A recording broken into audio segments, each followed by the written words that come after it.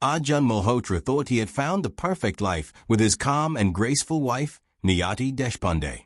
But behind her quiet smile, a plan was unfolding that would shock him and the entire Malhotra family. Every decision he made, every rule he enforced, was being silently turned against him. What seemed like a peaceful, controlled marriage was actually a trap he didn't even know existed. When Arjun's world suddenly collapsed, the truth was far darker than anyone could imagine. Niyati's cold-blooded revenge was precise, calculated, and terrifyingly unstoppable. By the end of this story, nothing you thought you knew about love, trust, or marriage will ever feel the same. Watch closely, because every moment brings you closer to the chilling secret that will leave you speechless. The wedding of Arjun Malhotra and Niyati Deshpande looked like a scene taken straight from a luxury magazine. Held in a grand venue on the outskirts of San Jose, it brought together wealthy relatives from India and influential friends from America. Every detail was carefully planned, from the traditional decorations to the expensive catering. Guests saw a confident Indian-American groom who had built a successful life abroad and a graceful bride who appeared calm, reserved, and perfectly composed. Cameras flashed non-stop, capturing smiles that seemed genuine and full of promise. To everyone watching, this marriage felt like the beginning of a flawless future. Arjun enjoyed the attention. He moved through the crowd with ease, greeting guests and accepting compliments with quiet pride. His career in the tech industry had already earned him respect, and this wedding strengthened his image as someone who had achieved the ideal balance between tradition and modern success. His parents stood close, observing everything carefully. Rakesh Malhotra, known for his strong opinions and firm control over family matters, made sure every ritual followed exact instructions. Meera Malhotra remained mostly silent, her expressions unreadable as she watched the ceremony unfold. Niyati, on the other hand, attracted attention for different reasons. She spoke little and smiled softly, never interrupting or drawing focus toward herself. Many guests described her as simple and well-mannered. Few realized that her silence was not weakness but observation. She noticed how decisions were made without her involvement. She noticed how documents were brought forward and signed quickly, often explained only briefly before being moved away. In the excitement of the wedding, these moments seemed harmless, almost invisible. The ceremonies lasted for hours, blending joy with exhaustion. Between rituals, legal paperwork was completed in a private room. Accounts were merged, property agreements were finalized, and formal signatures were placed under gentle pressure. Everything was framed as a standard process, something every couple did. Niyati trusted the structure presented to her. She believed marriage was partnership, not control.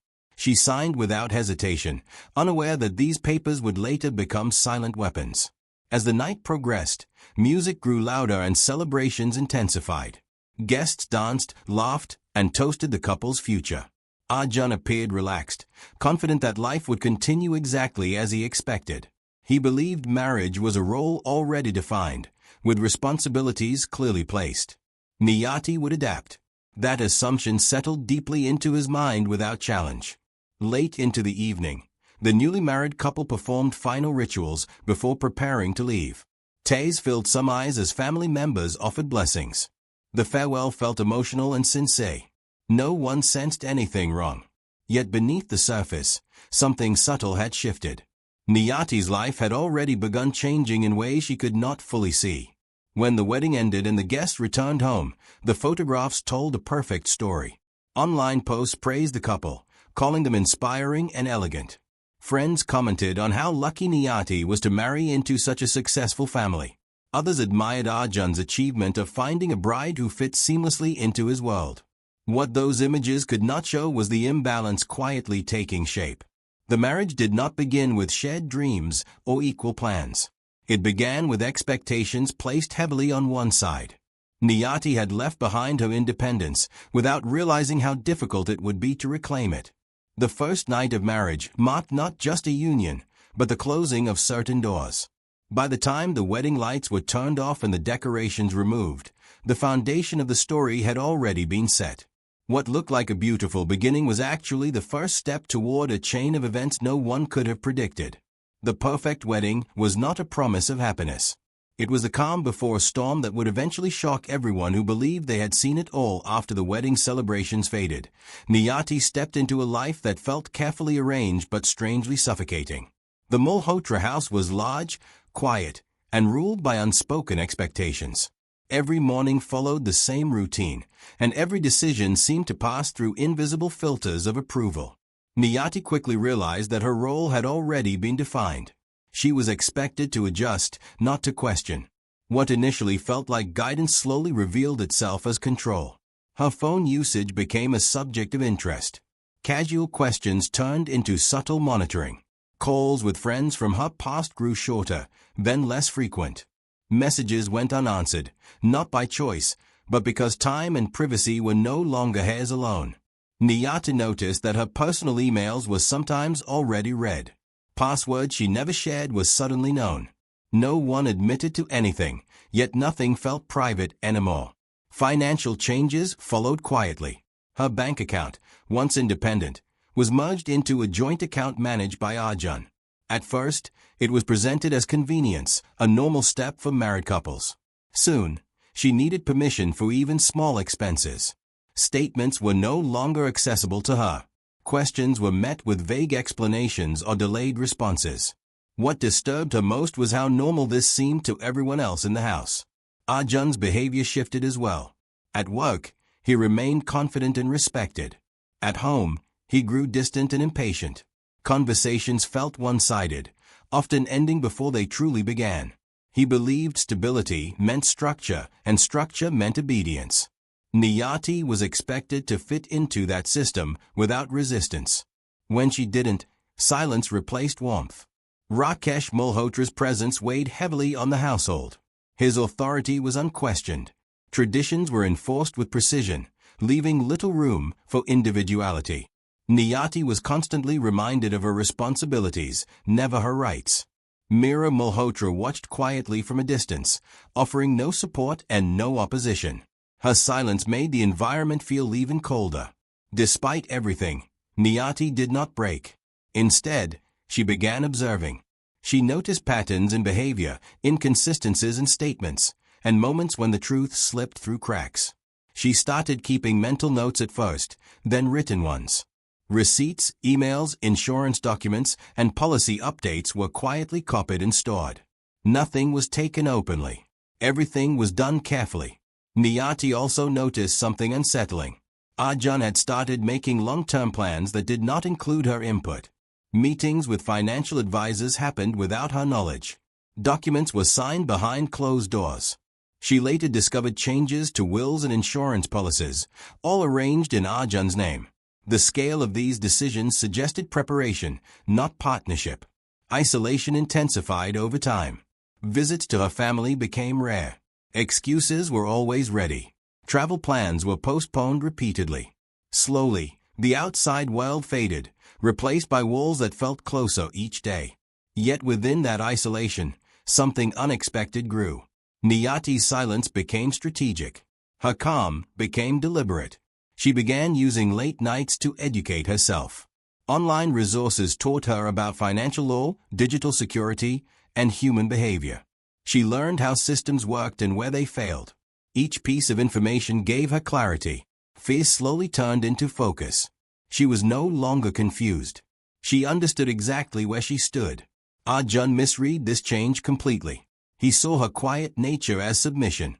He believed control was complete. That belief made him careless. He underestimated her patience and ignored her intelligence. Every overlooked detail added to her awareness. What no one realized was that Chapter 2 was not about suffering. It was about preparation. Niyati was no longer reacting to her circumstances. She was studying them. Every restriction revealed a weakness. Every rule exposed an opening. By the time Arjun felt secure enough to stop watching closely, the balance of power had already shifted. What seemed like a controlled life on the surface was becoming something else underneath. The calm within the house was deceptive, hiding a storm that was slowly building, waiting for the right moment to break. The morning Arjun Malhotra was found dead began like any other. The house was quiet, wrapped in the stillness that had become routine.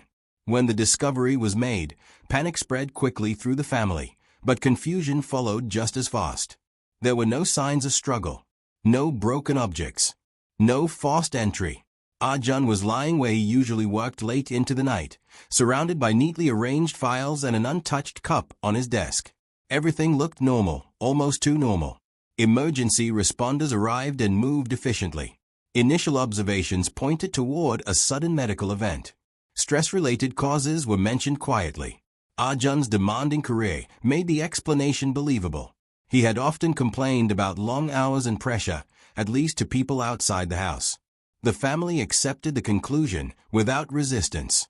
Grief took center stage, and questions faded into the background. Niyati's response drew attention for how composed it was. She did not collapse or create scenes. She followed instructions, completed paperwork, and remained calm through every procedure. To outsiders, her behavior looked like strength. Some called it shock. Others admired her ability to remain steady during tragedy. No one considered suspicion. The days that followed moved quickly. Rituals were completed. Condolences poured in from relatives across continents. Arjun's death became a story of sudden loss, a reminder of how unpredictable life could be. His reputation as a hardworking professional made the narrative even more convincing. A life ended too soon. A family shattered without warning. Behind the scenes, processes were already in motion. Insurance companies were notified. Documents were reviewed. Policies that Arjun had arranged months earlier suddenly became relevant. Large sums were approved with minimal resistance. Everything appeared legally sound. No red flags were raised. The system worked exactly as designed. Niyati handled every step with precision. She submitted forms on time and provided every required detail. There were no delays, no disputes. The funds were transferred smoothly. Observers assumed she was simply doing what needed to be done. Few realized how carefully each action aligned with events set in motion long before that morning. As weeks passed, subtle inconsistencies began to surface. A routine review by an insurance auditor flagged unusual digital activity linked to Arjun's personal accounts shortly before his death. Login times did not match his typical patterns. Medical records showed no history of heart-related issues. These details alone were not enough to reopen the case, but they were enough to create quiet interest. Authorities requested additional analysis under the guise of verification. Forensic tests were expanded. What they found did not immediately point to murder, but it did challenge the assumption of a natural death.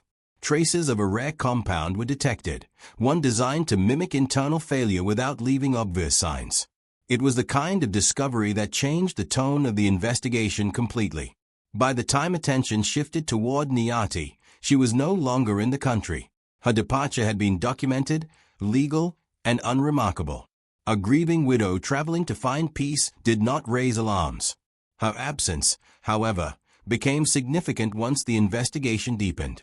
Records showed she had accessed Arjun's digital health portals weeks before his death. Courses related to chemistry and data privacy had been completed under her account. Purchases of obscure substances were traced through laid transactions. Each discovery added weight to a theory no one wanted to believe. What once looked like composure now appeared calculated. What seemed like strength began to resemble control. The quiet efficiency with which she managed Arjun's affairs no longer felt accidental. The case transformed from a story of sudden loss into something far more unsettling. The calm that followed Arjun's death was no longer comforting. It was chilling.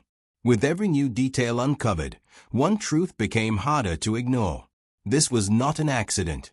It was a conclusion reached long before anyone realized the story had even begun. As investigators dug deeper, the image of a grieving widow began to dissolve. What emerged instead was a carefully constructed timeline that suggested long-term planning rather than sudden desperation.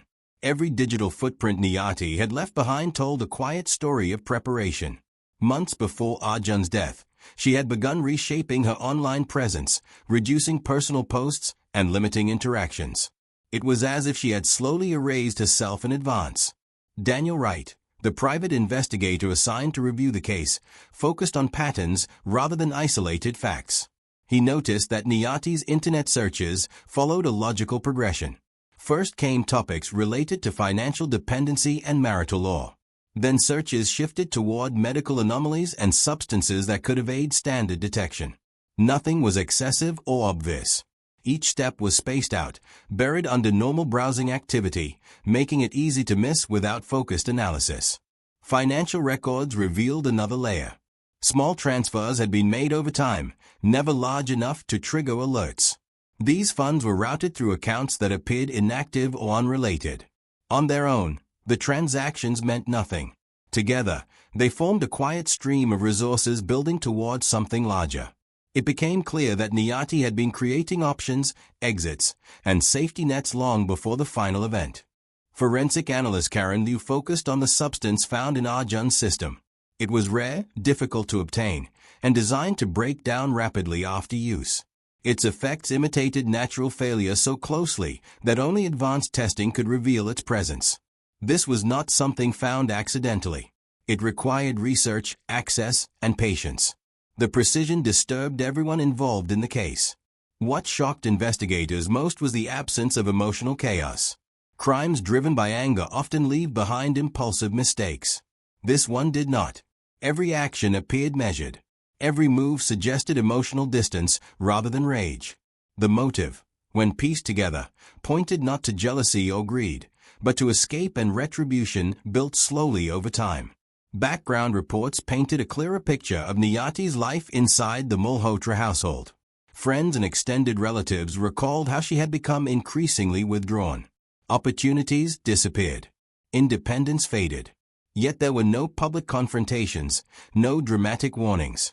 Her suffering had been quiet, internal, and ignored. That silence now appeared intentional. Investigators realized that Arjun's greatest mistake was underestimation. He believed control meant dominance and silence meant submission.